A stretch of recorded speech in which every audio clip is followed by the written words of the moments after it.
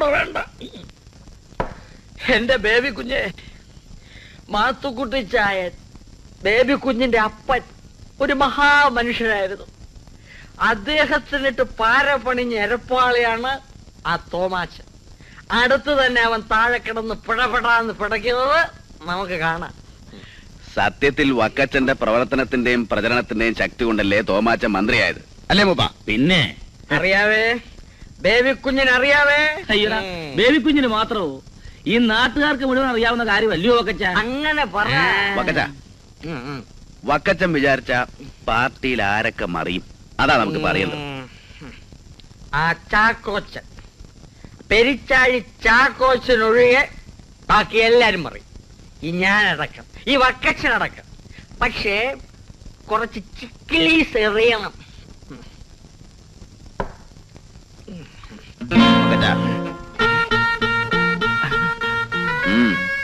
ഇതൊരു അഡ്വാൻസ് മാത്രമാണ്.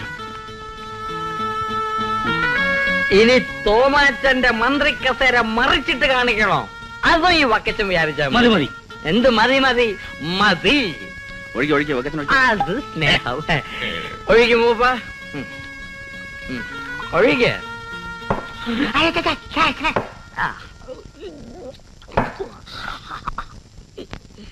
ബേബി കുഞ്ഞിന് മന്ത്രിയാകണോ? തോമാച്ചനെ മറിച്ചിട്ട് വനമാകണോ? വനം വകുപ്പ്. അതും പോട്ടെ.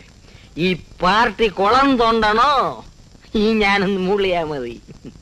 ഈ വക്കച്ചൻസ് എത്ര കുളംസ് കണ്ടിരിക്കുന്നു, എത്ര കുളംസ് ഈ വക്കച്ചൻസ് കണ്ടിരിക്കുന്നു. ഈ പാർട്ടി സമ്മേളനം ഒന്ന് കഴിഞ്ഞോട്ടെ, ഞാൻ കാണിച്ചു തരാം. അല്ല വക്കച്ച, പാർട്ടി സമ്മേളനം കഴിയുന്നവരെ കാത്തിരിക്കണോ? വേണം. അതൊരു പാർട്ടി ഗുട്ടൻസാ. ഗുട്ടൻസ് അങ്ങോട്ട് തെളിയിച്ചു പറ. താൻ ഇതിന്റെ ഇടയിൽ വലിഞ്ഞു കയറണ്ട. ഇത് ഞാനും ബേബി കുഞ്ഞും തമ്മിലുള്ള ഡീലിങ്സാ. എന്റെ ബേബി കുഞ്ഞെ, ഈ പാർട്ടി സമ്മേളനം എന്നൊക്കെ പറയുന്ന വെറും പടമല്ലയോ?